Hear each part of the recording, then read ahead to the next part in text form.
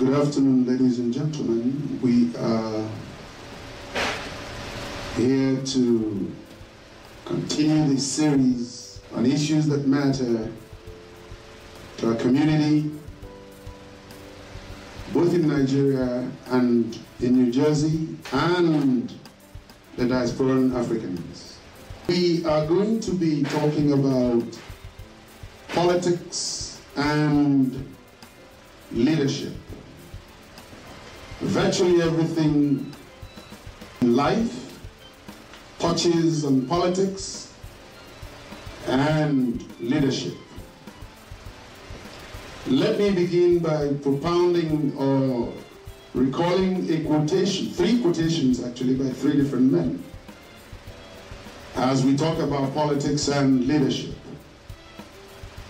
One such quotation comes from a man that is not strange to anyone in the world, Dr. Martin Luther King Jr., the late Dr. Martin Luther King Jr. He said that leadership is not chosen by favoritism. Leadership is chosen by fitness. Another such man was Tip O'Neill, Thomas P. O'Neill, one of the greatest Speaker of the House of Representatives in the United States, who was Speaker when Ronald Reagan was President of the United States. And Tip O'Neill said that all politics is local. All politics is local. Oftentimes people worry so much about presidential politics, gubernatorial politics, but it is the local politics that actually determines who becomes the governor and ultimately who becomes the president of a country. The third person, I love his quotation so much, a Nigerian politician, he too is late now, Dr. Chuba Okadibo, in 1983 said that a man who does not change with changing circumstances must be mental husband. When you put together these three quotations, you find a meeting point of politics and leadership. And having gotten this prologue out of the way, let me move quickly to introduce our panelists. To my immediate right is the Honorable Deputy Ugochukwu Okoro of the city of Newark, the first African to be so designated and elected. No one of African descent has achieved this feat before him. And he's uniquely positioned to give us insights into the inner workings of politics, as well as how one emerges a leader in a political party and campaign. He's so well positioned to educate us. Honorable Ugochukwu, you're welcome. Immediately seated to the right of the Deputy Mayor is Honorable Okems Innocent Okemezie. He too, a political juggernaut. He's been at it for some time. He is a commissioner in the city of Newark, an African Commission. He also is the president of Humanity for Africa Foundation, and he's been running that foundation for a good while in the state of New Jersey, and more particularly in the Middlesex County, or Essex County, I should say. Seated next to Honorable Okems Innocent Okemezie is Honorable Tony Kallo. Tony Kallo was a former PDP aspirant for Arachukwu Local Government Area Chairmanship and is special advisor to the current governor of Abia State, Dr. Okezie Ibazo. Tony Kallo is also uniquely positioned to give us his insights as to how Nigeria's politics works, because it's a rough and tumble We will find out from him how he was able to navigate and I almost say make it out alive. Ladies and gentlemen, let's get started. Honorable Deputy Mayor, as Steve O'Neill said, all politics is local. You ran at least 2 campaigns. You've been Deputy Mayor for at least 4 years, or going to 4 years. You just won re-election. Please tell us what it takes to make an effective leader, particularly political leadership. I am talking what it takes to make a leader, period. And then we can get into the minutiae of how you evolved to be a leader that you are. Thank you. Thank you, Mr. Moderator, then Ms. Zukora. Good evening, ladies and gentlemen, and thank you for being part of the audience, and thank you for having me. Let me add to your quote, because you started by quoting 3 great men. Let me also add the eminent, world-renowned philosopher and political scientist, Edwin Burke, who said, if good people don't get involved in politics, bad people hijack it and they stay on it. And then he also went further and said,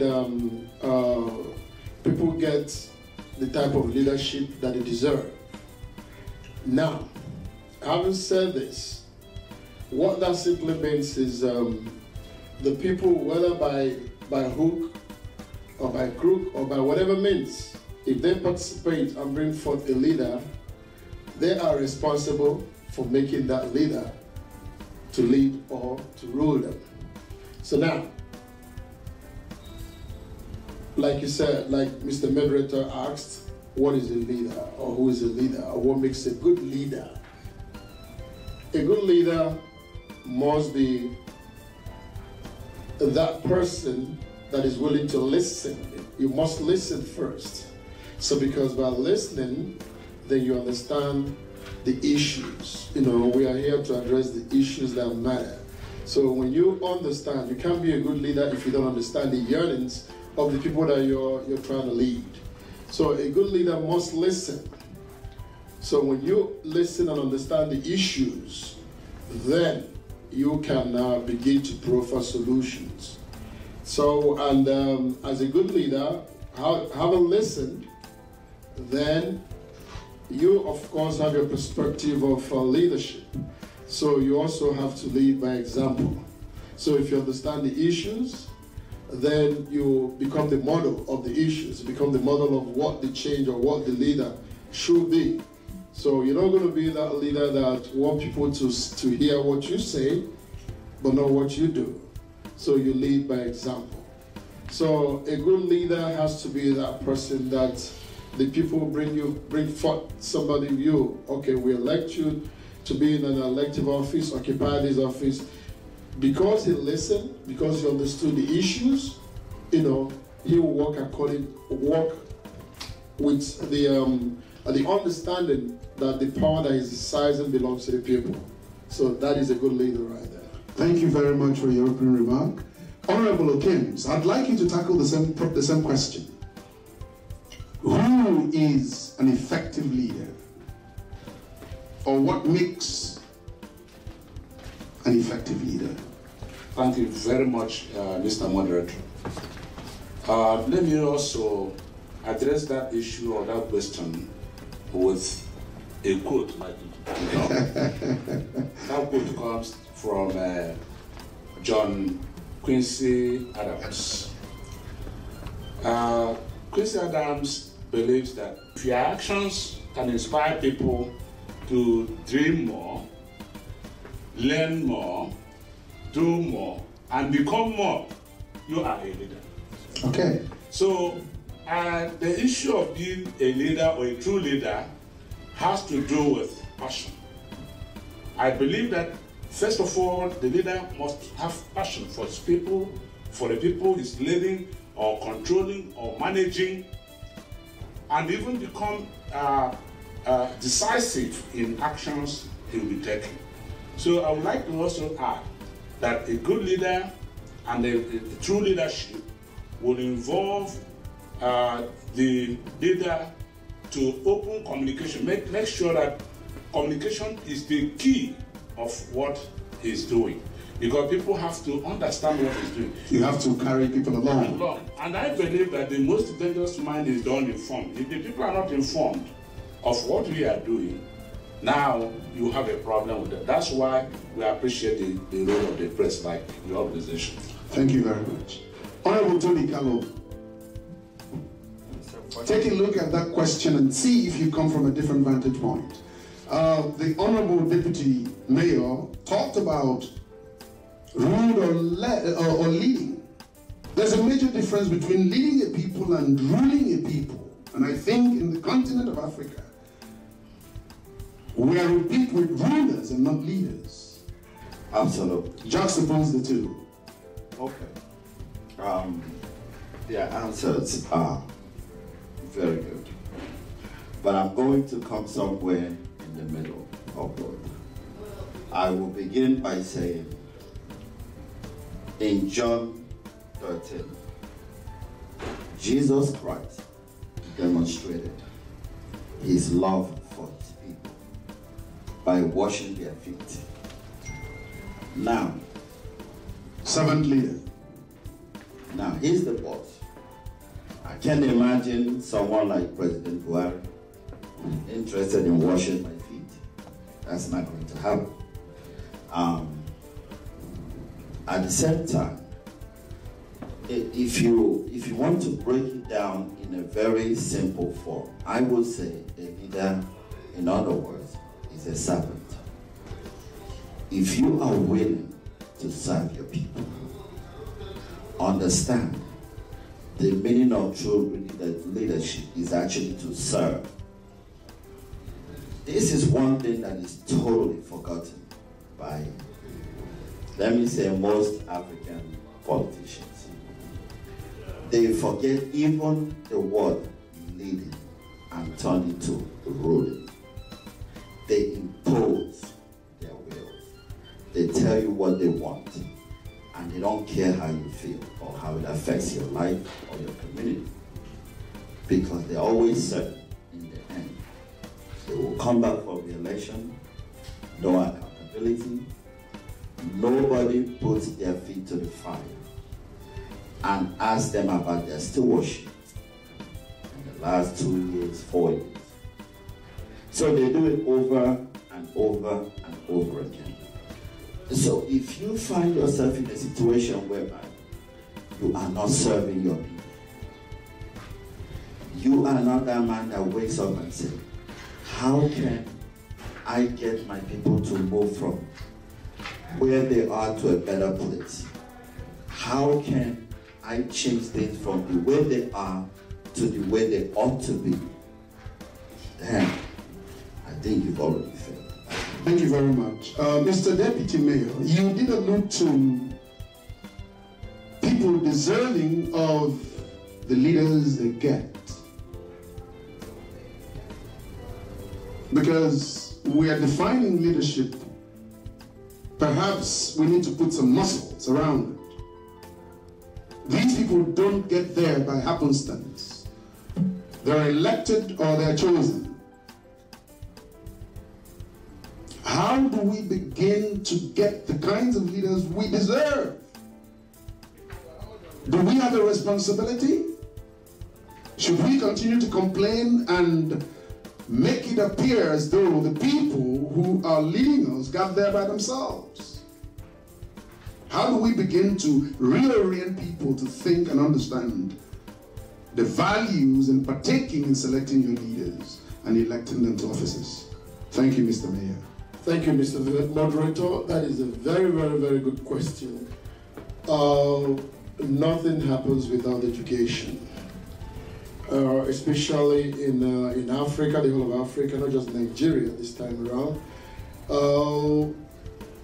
People must be educated of the importance of participating in selecting or voting for who their leader should or would be. So in the case of Nigeria, I don't think our people are properly educated, but rather they are being influenced by most of the times for the wrong reason, whereby somebody comes and gives them bags of rice, stockfish. What they call stomach infrastructure. So, and they usually fall for it, which is wrong. So, people have to understand that the only way you can effect a change is by vote if you're in a democratic society. But is it easy for us to say that though? Yeah. Because hunger is a real problem. I totally agree with you. It's not easy, but sacrifices must be made. Thank you. First and foremost, I particularly don't think and believe that there's any reason why any Nigerian should go hungry. This is my own take. Having lived in Nigeria, having been a farmer, at least, produce from my backyard, get something to sustain my own stomach. So I think little sacrifice that you make during an election season, you're not going to die. Absolutely. But make that sacrifice and select a good leader, because, come on, even the Bible said, if you teach a man how to fish, he will fish for a lifetime. But if you feed a man a fish today, you feed him for today. So people should learn that when it comes to election time, you make sacrifice. Yes, I am not saying, at least now, if you're hungry, you can take the bag of rice, take the stockfish, but when it comes to vote, use your conscience. You still vote your interest. You still vote your conscience. Know that, hey, I don't want anybody to be giving me rice in the next 4 years. So I'll vote for the guy that will make it possible, that will create jobs, that will create jobs for me, for my kids, that will create opportunities so that I can now feed myself. So that the criteria for selecting who will be voting an individual in is not who's going to give me a bag of rice or tin tomatoes or whatever it is, but it's that person that will make the conditions very conducive for everybody to thrive, that will make it possible for us to be safe in our land, so that I can go to my farm without worrying whether the Fulani herdsmen and their cattle will come and ravage my farm and then kill me in the process. So you have to look at all those things. Who is that leader? There's something called manifesto. Every election or somebody aspiring for an office has a manifesto, which is what we're going to do, or what I'm going to do if you vote me into power. Look at every one of them. And if the person is seeking for re-election, look at the manifesto, what he said in his first term. And what he did. How much of this is done, and what he's not telling you to do. Weigh them, match it up. So the test of the pudding is in the eating. If you know the individual hasn't performed, he's not going to perform in the next 4 years. Honorable Lakim is here. I want to ask this question in a little nuanced way, because I think the electorate, the citizenry, has almost become complacent in them being kept down. They've almost cowed to the rulers. I call them rulers because they're really not leaders in Nigeria. They're not rulers. They're not leaders. They're rulers. They almost intimidate people every minute of the day. If you look at all the news coverages. And Tony, I'm coming to you because there's something that just happened in your own state that should alarm every individual. So, Honorable Kim is here. Please unpack for us how we distinguish between rulership and leadership, and how must we be educated to make determination that this man standing for a particular office is really likely not to be a leader, but a ruler. Thank you, Master. And while you pause for that question, we've just been joined by Honorable Uche Bonilife Ndu. He is New Jersey Program Director, President of Green Life Consulting. Unfortunately, we're not going to ask him why he showed up late. I'm sure he will proffer some explanations as to how he got here. Mr. Honorable Okemeze, please proceed. Yes, Mr. Moderator, thank you for that question. I would like to approach the question from the angle of political awareness or political consciousness amongst our people. There has to be enough political education, because I know in 1992-1993, during the SDP and RC, politics, we had enough time to educate our people on their political obligations, and also equip them enough, empower them enough to ask serious questions, critical questions, and then during that period, they were able to elect Abiola as their president. In fact, they were introduced option F4, whereby in the open, you stand behind any candidate of your choice, you have the courage. So the political education is the key. One, if you are politically educated and you know that this guy has been helping the community, even in the wake of problems in the community, this guy will always stand firm and then make sure that the streets are clean. With his notebook, he will write names of people that are coming out to clean the street, or people that are always helping the community one way or the other, and not flying from over anywhere and say, yes, I'm just arriving from the airport. And then, so people are aware. You educate them to be aware of people who have come to deceive them with what the deputy mayor mentioned before, like a bag of rice and salt and all that. I think with that education, which we experimented in 1992, 1993, and it worked. So there was that level of political awareness and empowerment of our people, that people were saying, yes, they will now participate in the political process. But again, participation in the political process, which also the deputy mayor mentioned, is another level we have to expose our people or educate our people, so that they will always be part of the arrangement to select their leaders.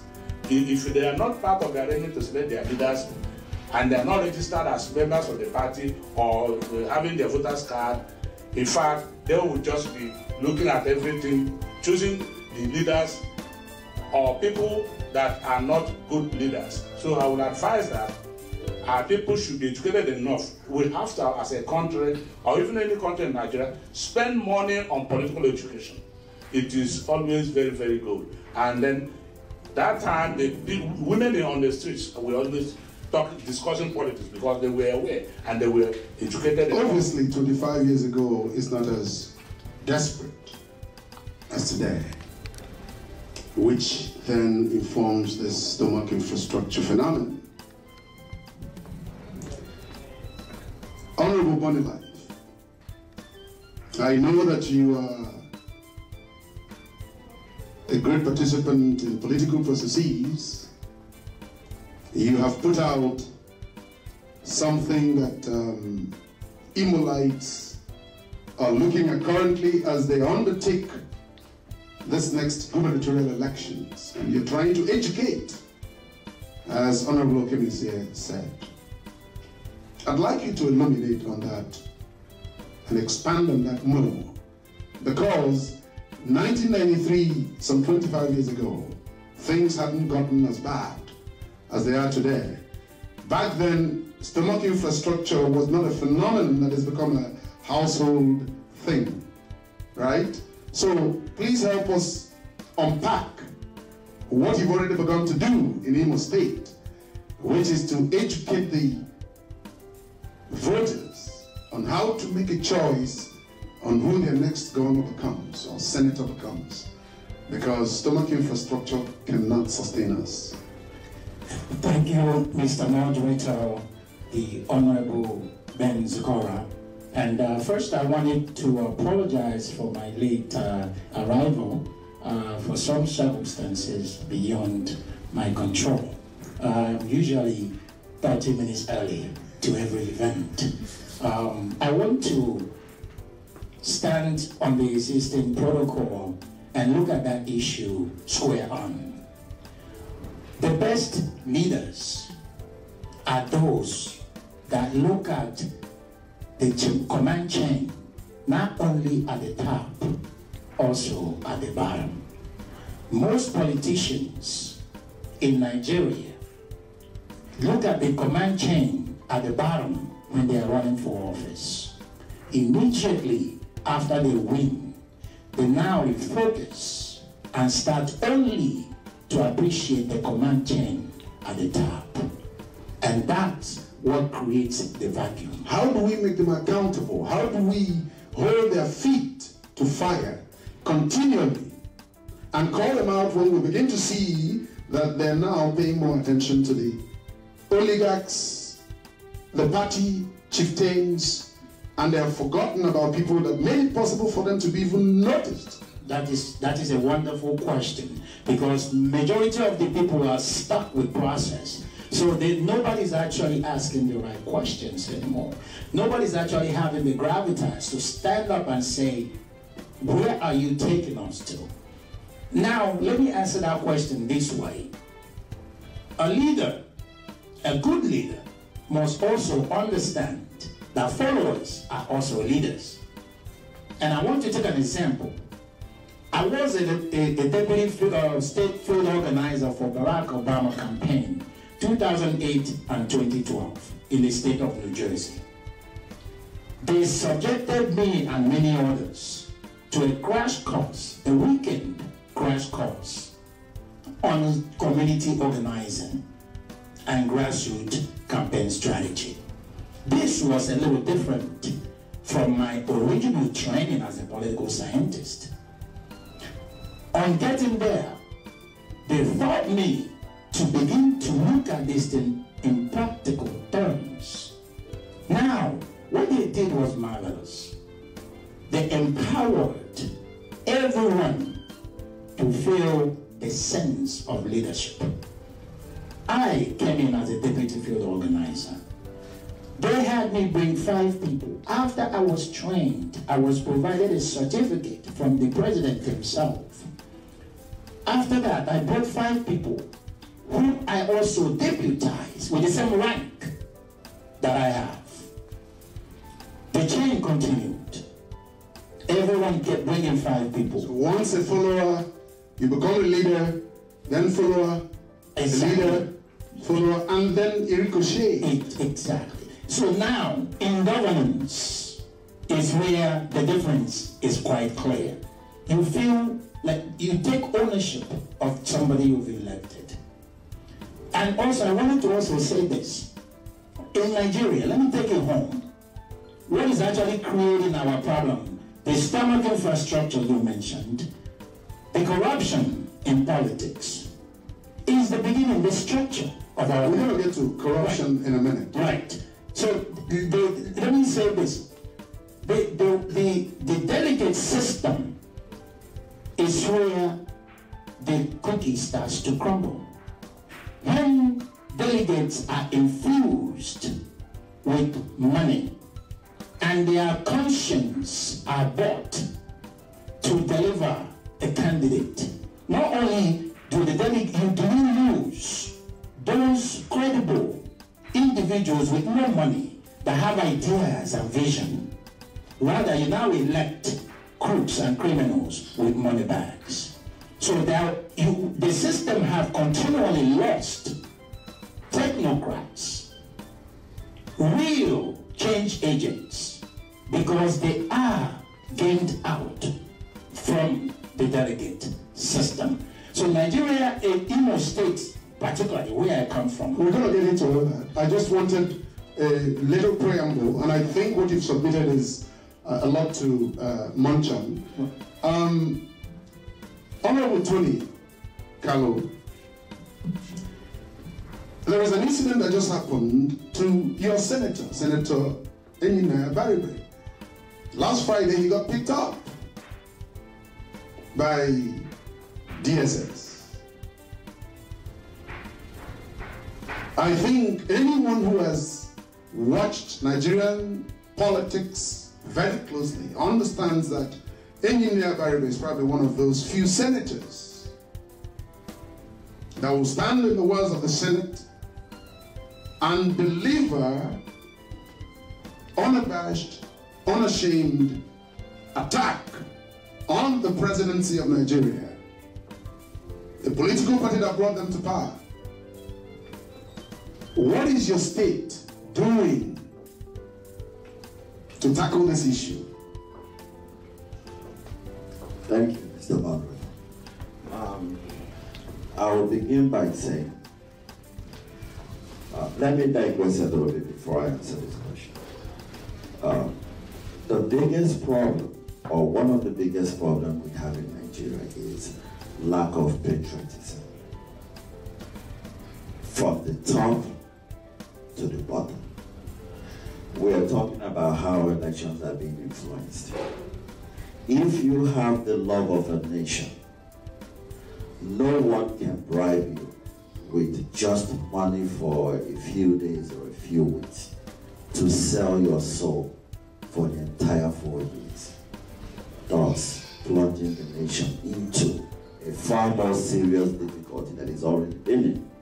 Now, the deputy mayor said something about was it stomach infrastructure and how people can get by farming. Just sacrifice it. That little sacrifice means a lot. Now, we put it this way. For instance, when I came to run for election in 2017, I came in, there is this manipulation of delegates, meaning the hierarchies, they produce the delegate that produces the politicians. So, I want to be elected. I chose the people who will elect me. This is in the primaries. Now, once that is done, you come to second phase, which is general election. Now, you've already been given a ticket. So, depending on which party you are in, it's almost certain that you're going to win or not. Now, you now start spending money. So, you use money, whether they are clean money, whether they are dirty money, because I'm not even sure we have election finance law that actually works. So you bring this money, you buy votes, each and every one of them. And by the time you get into office, what is the first thing you do? You try to recuperate this money. So it becomes a business. Self-sabotaging effort. My point in this is a very, very serious issue. If we can change the way we produce our leaders, we will not have the kind of leaders that we need.